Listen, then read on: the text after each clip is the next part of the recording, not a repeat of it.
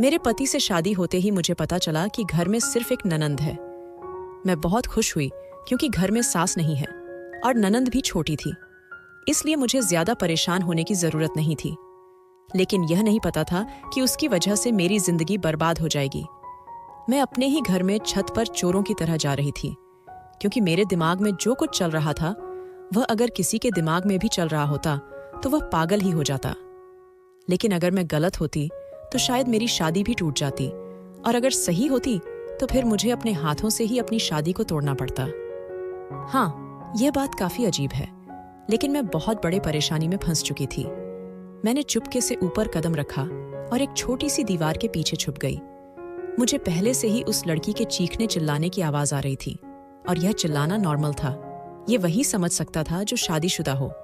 ये ऐसा नहीं था कि मदद के लिए चिल्ला रही थी, बल्कि शायद वह अपनी जिंदगी का सबसे अच्छा समय बिता रही थी। लेकिन मेरे घर को बर्बाद करके वह ऐसा नहीं कर सकती। जब मैंने सामने देखा तो मेरे पैरों के नीचे से धरती निकल गई और मैंने भी चीखना शुरू कर दिया। लेकिन तब वह आदमी उसे छोड़कर मेरी ओर ऐसे बढ़ा कि फिर उसने मेरा नाम लक्ष्मी है और मेरे पति का नाम राहुल था, और उसकी एक छोटी बहन भी थी जो बहुत खूबसूरत थी और बिल्कुल भी राहुल से मिलती नहीं थी। ऐसा लगता था कि उसकी बहन नहीं है, क्योंकि राहुल का रंग सांवला था जबकि वह बहुत ज्यादा सफेद थी। राहुल की शक्ल और उसकी शक्ल का मिलान नहीं होता था। जब उन्होंने हमें बताया था कि यह दोनों बहन भाई हैं तो मुझे शक पड़ गया था। लेकिन यह शक तो हर उस इंसान को पड़ता था जो उन दोनों को देखता था। मेरी शादी पर वह लोग बहुत ज्यादा शर्तें रख रहे थे। उन्होंने कहा कि हमें आपसे तो कुछ नहीं चाहिए, लेकिन हम लोगों को शादी ज्यादा धूमधाम से नहीं करनी है और ज्यादा लोगों को भी नहीं बुलाना है और रस्में भी नहीं करनी है, सीधी सीधी शादी करनी है। मुझे भी कोई दिक्कत नहीं था। मैंने कभी नहीं सोचा था कि मेरी शादी धूमधाम से नहीं होगी। इस तरह की हरकतों से लड़की या लड़के की जिंदगी पर कोई असर नहीं पड़ता है।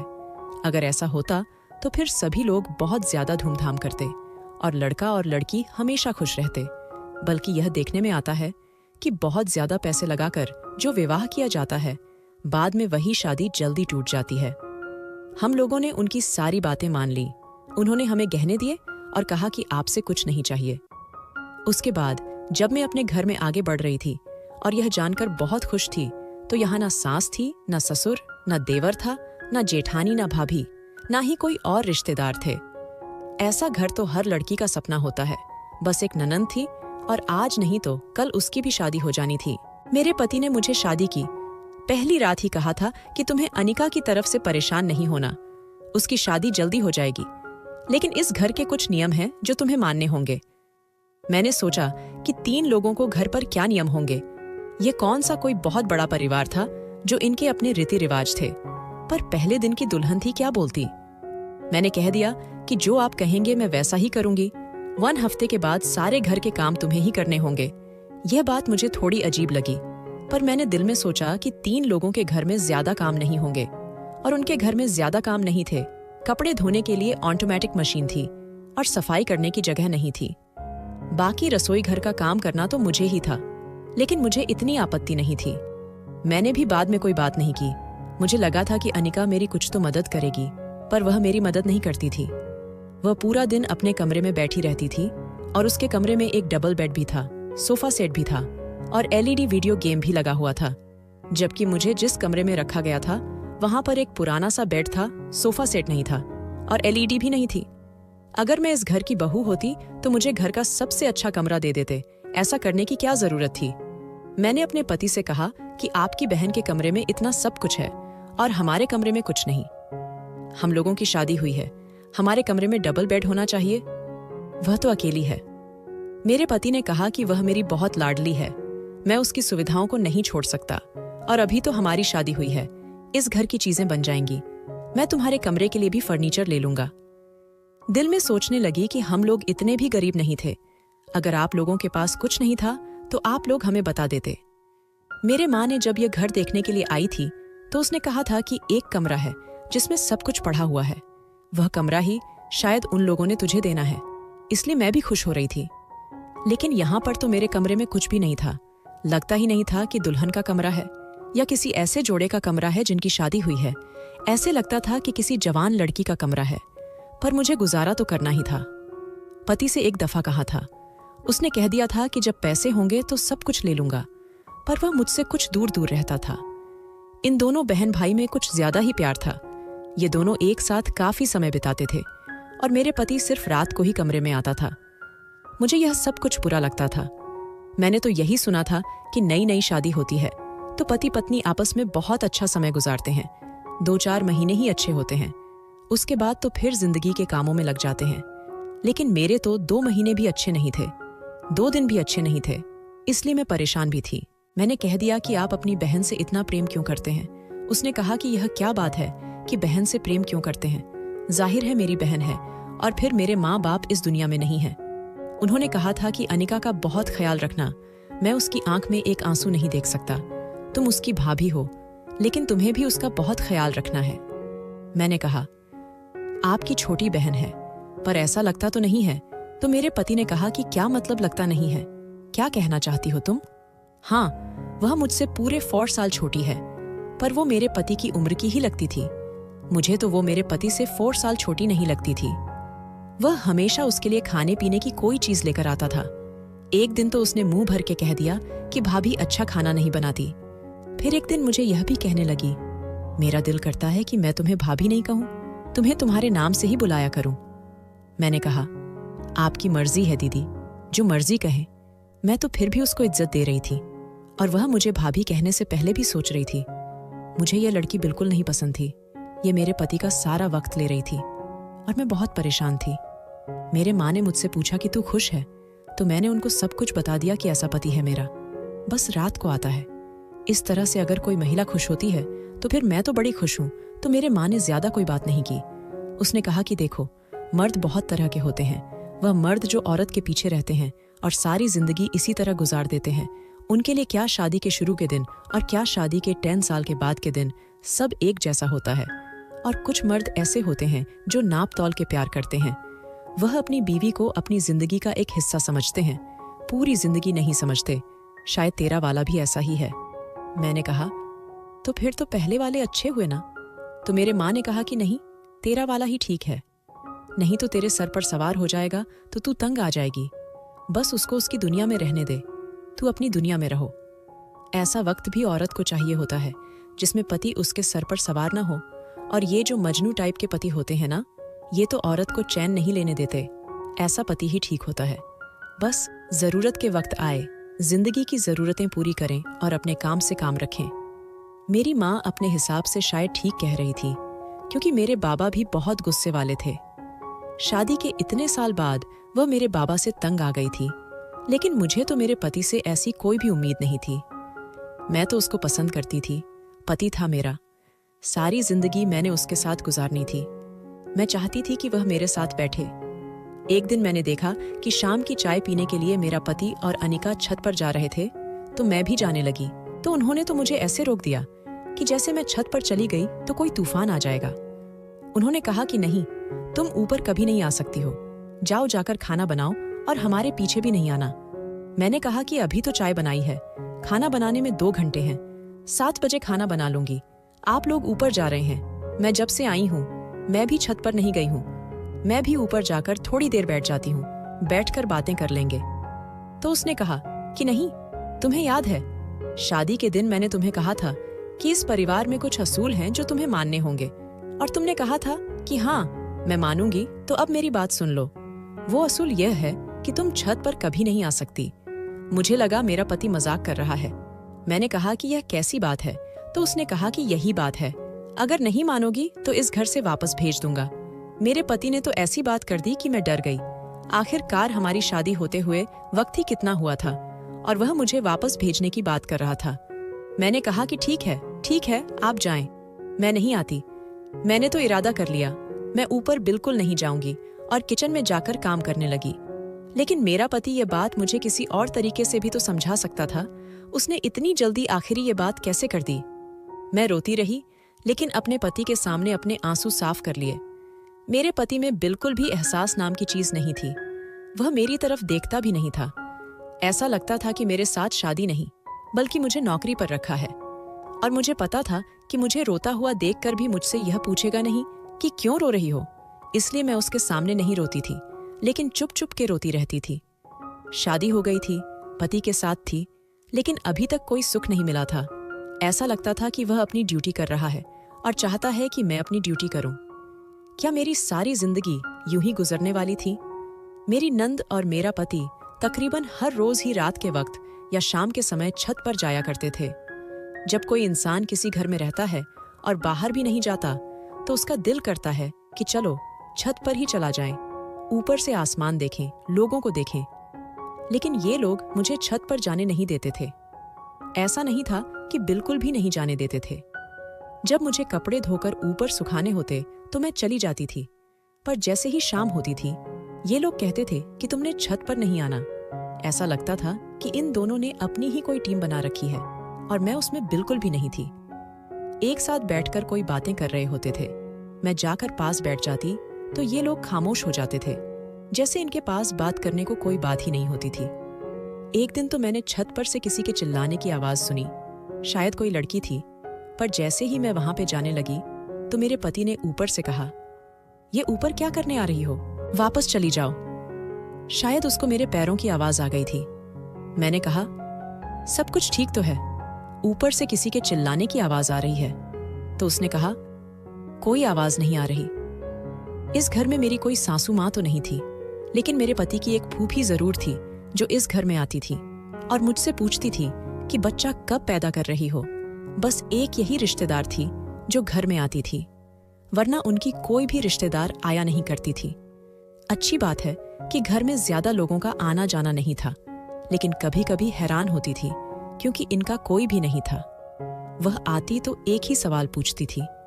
मैंने कहा, अभी तो 2-3 हफ्ते ही हुए हैं मेरी शादी को।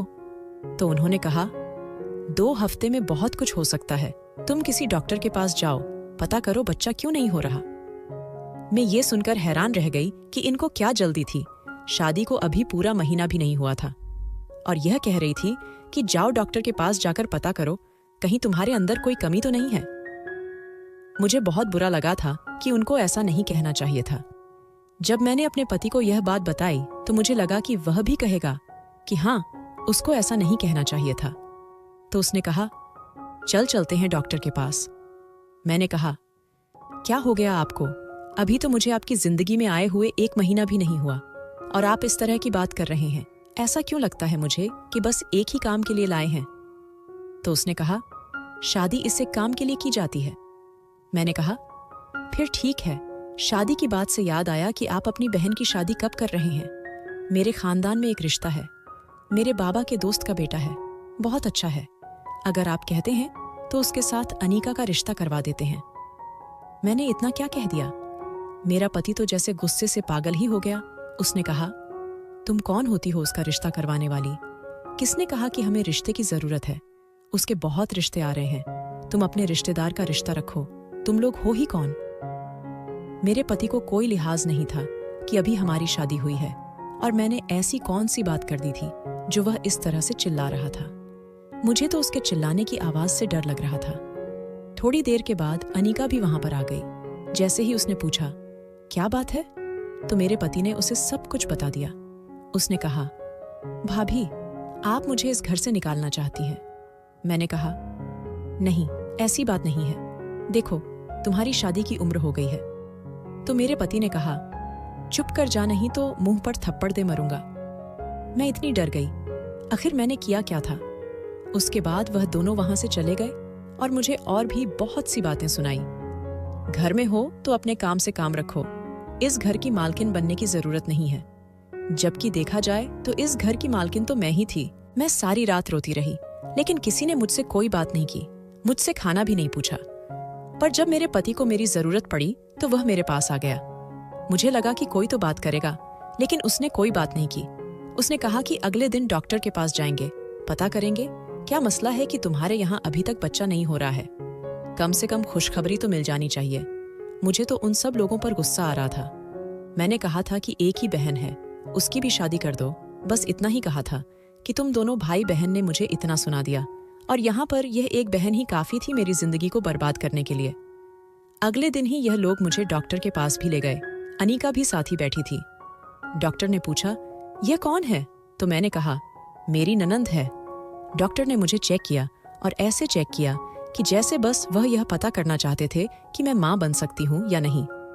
मुझे बहुत बुरा लग रहा था। डॉक्टर ने कहा, सब कुछ ठीक है, आप उनके पति का चेकअप करवा ले। अगर आप लोगों को बहुत ज्यादा जल्दी है तो उसने डॉक्टर को भी ऐसी ऐसी बातें सुना दी कि डॉक्टर भी गुस्सा हो गई। उसने कहा, नहीं, उनके अंदर कोई मसला नहीं है। मर्द में थोड़ी ना मसला होता है, औरत में मसला होता है। अगर ठीक है तो हमें कोई परेशानी नहीं, हम थोड़ा इंतजार कर लेंगे। वापसी पर अनीका मुझे कह रही थी कि किसी डॉक्टर थी, हम दोबारा इसके पास नहीं जाएंगे। मैंने कहा, दोबारा जाने की जरूरत ही नहीं पड़ेगी, सब कुछ ठीक हो जाएगा। उसने कहा, हाँ, ऐसा ही हो तो अच्छा है।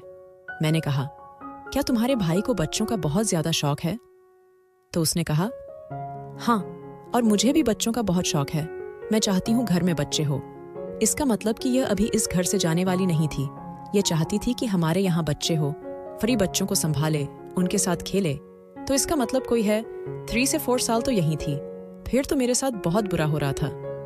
मैं नई नई दुल्हन थी, इसलिए ज्यादा बोलती नहीं थी, वरना इन बहन भाई की हरकतों पर मुझे गुस्सा तो बहुत आता था। अजीब किस्म की हरकतें थीं इनकी। एक दिन तो यह देखकर हैरान रह गई। अनीका नाइट सूट पहन रखा था और वह मेरे पति के साथ बैठी हुई थी। उसे बिल्कुल भी अजीब नहीं लग रहा था। यह क्या कर रही थी?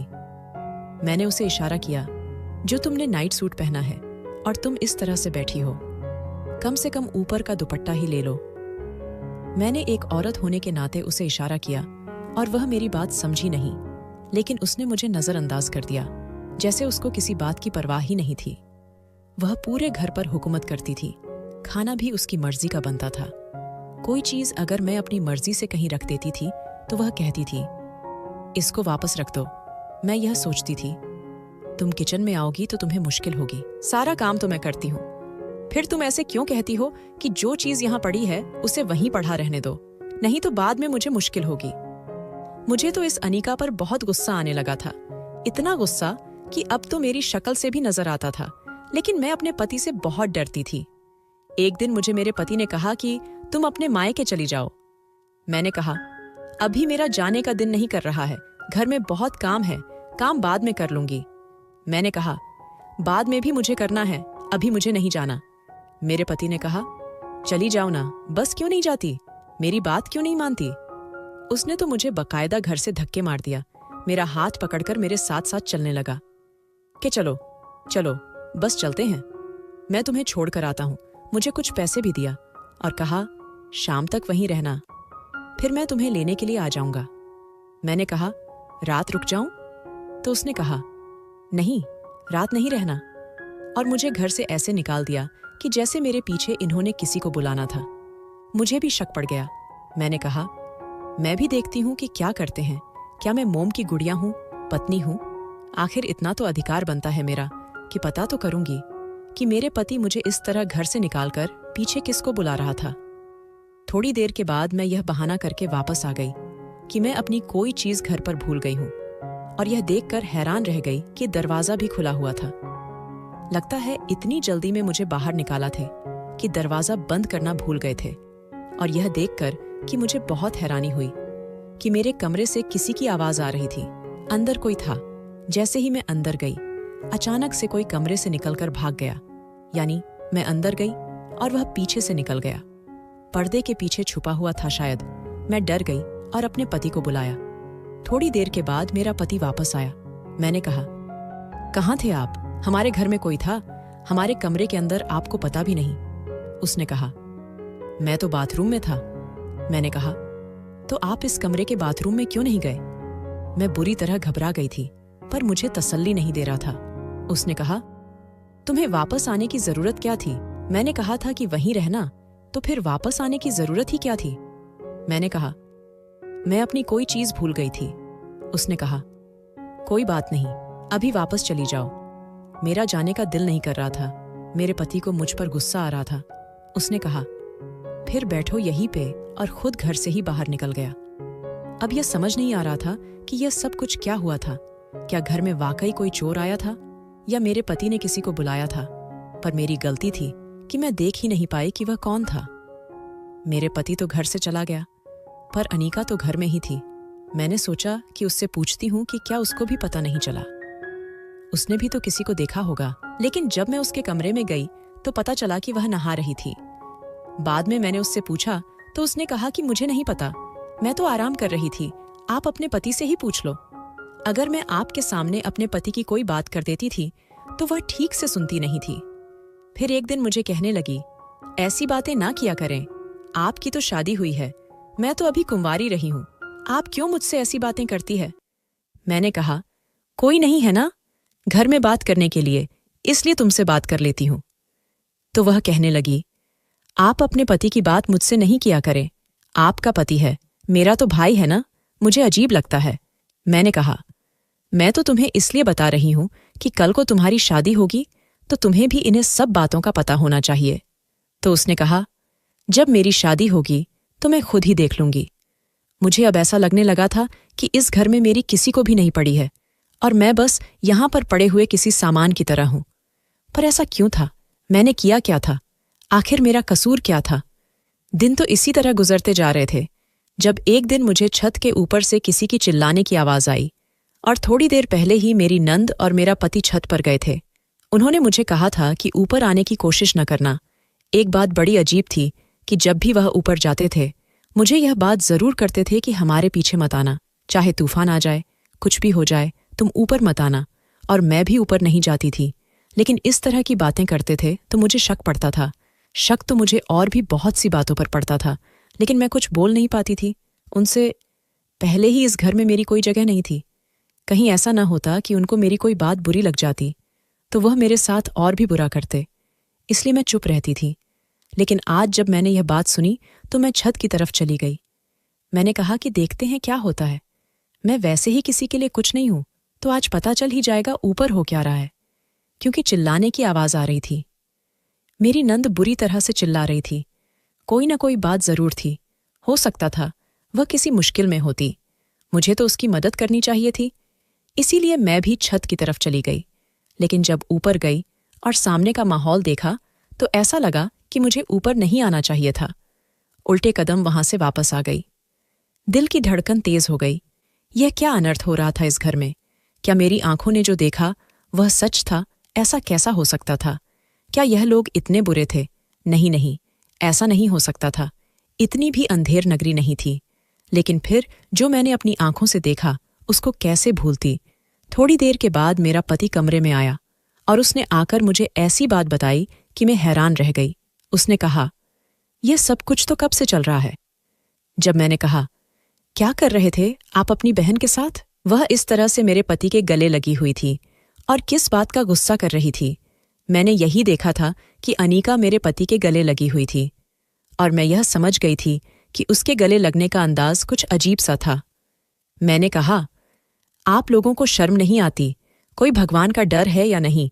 इस घर पर कोई आपत्ति आ जाएगी, बर्बाद हो जाएगा, यह घर नष्ट हो जाएगा, सब कुछ। क्या कर रहे हैं आप लोग? अरे भगवान से डर है क्या नहीं?